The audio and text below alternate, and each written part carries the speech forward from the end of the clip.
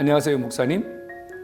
오늘은 관점 설교의 세 번째 시간으로 무엇을 전할 것인가, 그 다음에 어떻게 전할 것인가에 대한 이야기를 하려고 합니다. 이제 무엇을 전할 것인가, 이거는 컨텐츠예요. 내용이라면 어떻게 전할 것인가, 이거는 바로 전달 방법을 말하는 겁니다. 설교를 어떻게 진행할 것인가, 이것이 중요합니다. 아무리 훌륭한 대본을 가지고 있어도요, 그 대본이 살아있는 내용이 되도록 진행하는, 연출하는, 그리고 전달하는 이런 방법이 없이는 사람들에게 다가오지 않습니다. 설교도 마찬가지겠죠. 목사님이 아무리 좋은 내용을 준비했다 할지라도 그 내용이 청중들에게 전달될 수 있는 그릇이 없다면, 청중들이 그 설교를 자기 것으로 삼을 수 있는 이 구조, 그릇이 준비되어 있지 않다면요, 청중은 그걸 받을 수가 없습니다. 그래서 목사님들이 어떻게 설교를 전달할 것인가에 대해서는요, 가장 중요한 게 뭐냐면요, 내가 30분, 만약에 30분 설교를 진행한다. 그러면 30분 설교를 어떻게 진행할 것인가에 대한 시나리오가 필요합니다. 예를 들어서 처음 5분은 어떻게 진행하고, 그 다음에 본문 내용은 예를 들어서 15분에서 20분 정도를 어떻게 청중들에게 진행하고, 나머지 한 5분 정도의 시간을 어떻게 청중들과 결론을 맺을 것인가. 그러니까 설교가요, 이런 각도를 가져야 되거든요.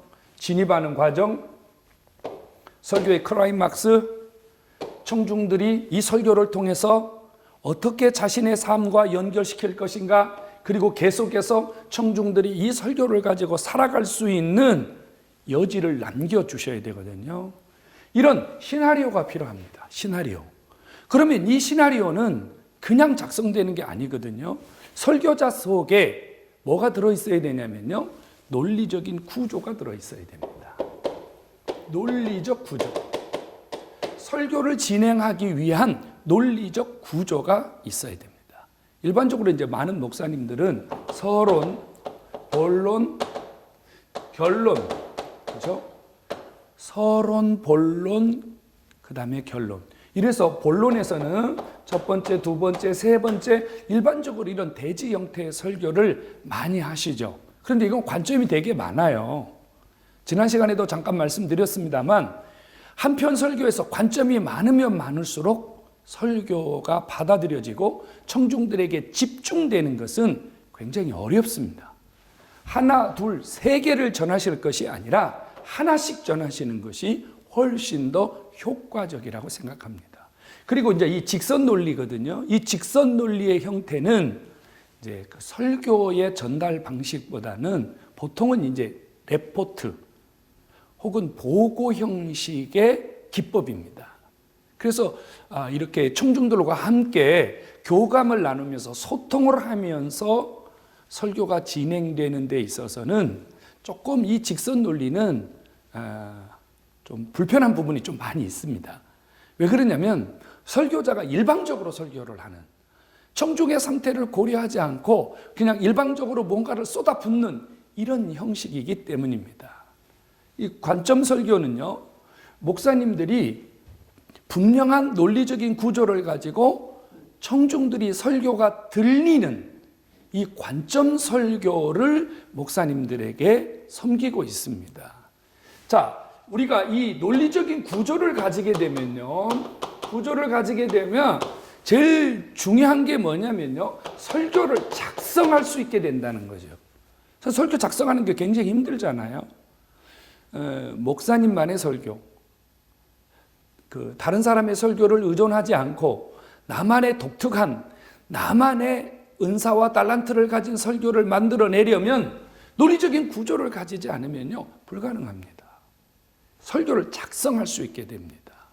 그 다음에 두 번째는요, 논리적인 구조를 가지게 되면은요, 청중들에게 본문만 이야기하는 게 아니라 청중 적용과 결단까지, 본문과 청중을 연결하는, 본문과 청중을 연결하는 이 분명한 설교의 구분, 색깔을 가지게 됩니다.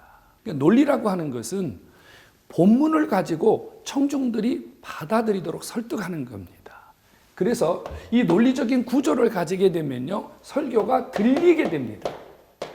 이게 핵심이에요. 들리게 된다는 거죠. 조리 있게 말하지 않으면 안 들리죠. 조리 있게 말을 해야 들리잖아요. 그래서 우리가 두서없이 말을 할 때 너 왜 말을 그렇게 하냐? 제대로 무슨 말을 하는지 제대로 좀 해봐라. 이렇게 말하지 않습니까? 마찬가지입니다. 목사님의 설교도 논리적인 구조를 가질 때, 논리는 신학 아닙니다, 목사님. 신학이 아니기 때문에 말을 해야 되고 글을 써야 되는 설교자, 목회자들에게는 이 논리적인 구조는 아주 중요합니다.